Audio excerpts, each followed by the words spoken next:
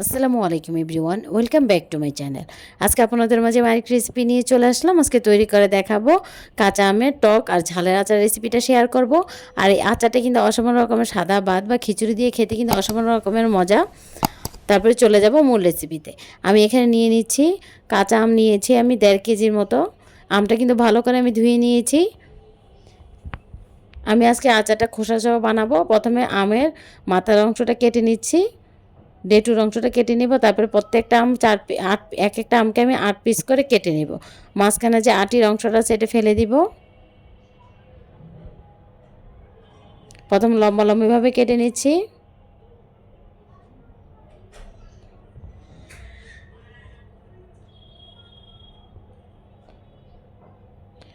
এভাবে করে সবগুলো আমি কেটে নিয়েছি। এখন এই আমগুলোকে, কাটা আমগুলোকে একটা ডিশে উঠিয়ে নিব। এর টক আচারটা কিন্তু খেতে খুবই অসাধারণ। আমি আপনাদেরকে কিন্তু খুব সহজ রেসিপিটা তৈরি করে দেখাবো। যে উঠিয়ে নিয়েছি একটা ডিশে। তারপর এখানে আমি দিয়ে দিচ্ছি 1/2 টেবিল চামচের মতো হলুদের গুঁড়ো। তারপর এখানে আমি দিয়ে দিব 1 টেবিল চামচের মতো লবণ।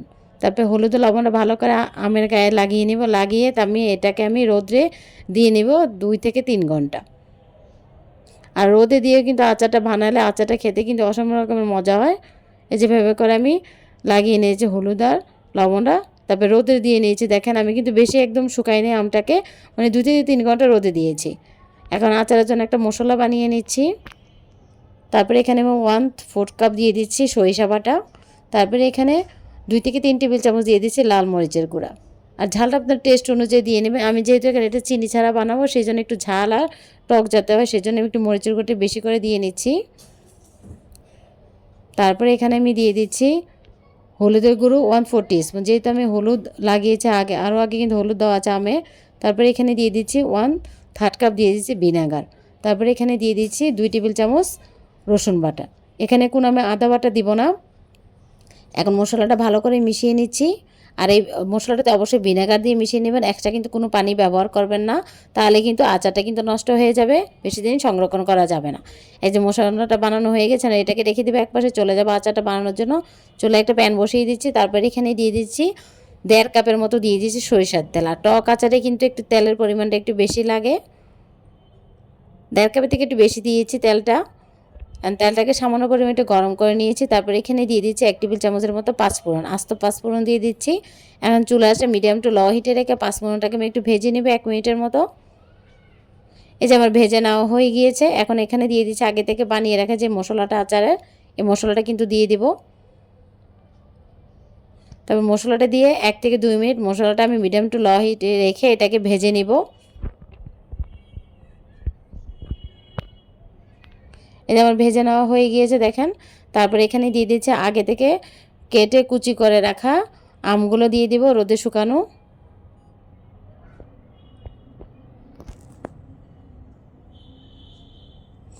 আমগুলো দেওয়া হয়ে গিয়েছে, আমি ভালো করে মিশিয়ে নিচ্ছি মশলার সাথে।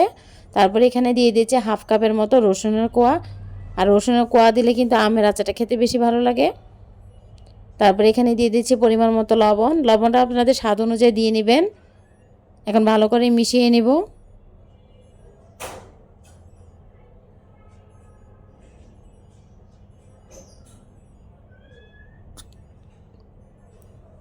তারপরে ভালো করে মিশিয়ে ঢাকনা দিয়ে এটাকে আমি রান্না করে নিব 15 থেকে 20 মিনিট। চুলা আঁচটা মিডিয়াম থেকে একটু কমে। ঢাকনাটা উঠিয়ে কিন্তু আমি নাড়া দিয়ে দিয়েছি 2 থেকে 3 বার। অবশ্যই খেয়াল রাখতে হবে যাতে নিজে আচারটা যাতে না লেগে যায়। আচারটা লেগে গেলে কিন্তু খেতে ভালো লাগে না। আমি 2 থেকে 3 বার ঢাকনাটা উঠিয়ে নাড়া দিয়ে দিয়েছি যাতে আচারটা নিচ দিয়ে না লেগে যায়। আলতো হাতে নেড়ে দিতে হবে যাতে আমগুলো যাতে ভেঙে না যায়। ফিরে এসেছি 10 থেকে 15 মিনিট পরে। দেখেন আমার আচারটা কিন্তু প্রায় হয়ে এসেছে। আমি একটু নাড়া দিয়ে দেখাচ্ছি আপনাদেরকে। আর আমটাও কিন্তু সিদ্ধ হয়ে গিয়েছে।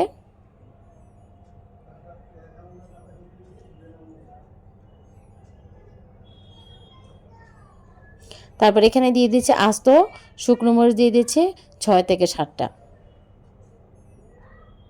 এই যে দেখেন আমটা কিন্তু সিদ্ধ হয়ে গেছে এই যে। তারপরে এখানে আমি দিয়ে দিব ভাজা পাঁচফোড়নের গুঁড়া দিয়ে দিচ্ছি 1 টেবিল চামচ। তারপরে ভাজা মরিচের ফাঁকি দিয়ে দিচ্ছি 1 টেবিল চামচ। ঝালটা আপনার টেস্ট অনুযায়ী দিয়ে নেবেন। এখন আলতো হলে ভালো করে মিশিয়ে নিচ্ছি আমের সাথে। এই যে আমার আচারটা কিন্তু তৈরি হয়ে গিয়েছে। এখন চুলাটা বন্ধ করে দিব, বন্ধ করে আচারটা ঠান্ডা করে নিব পুরোপুরি। আর আপনারা অবশ্যই ভিনেগারটা দেওয়ার চেষ্টা করবেন। ভিনেগারটা দিলে কিন্তু আচারটা অনেক দিন যাবত সংরক্ষণ করা যায়, নষ্ট হয় না।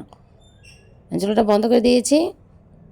এখন আচারটা কিন্তু ঠান্ডা করে নিয়েছি। আচারটা ঠান্ডা করে আপনারা যে কোনো কাচের বয়ামে রেখে 1 বছর পর্যন্ত খেতে পারবেন, বা যে কোনো প্লাস্টিকে জারও রাখতে পারবেন। কিন্তু রাখার আগে অবশ্যই আপনারা ভালো করে জারটা মুছে নেবেন, যাতে এক্সট্রা পানি যাতে না থাকে। আমি একটা কাচের বয়ামে ভরে নিচ্ছি।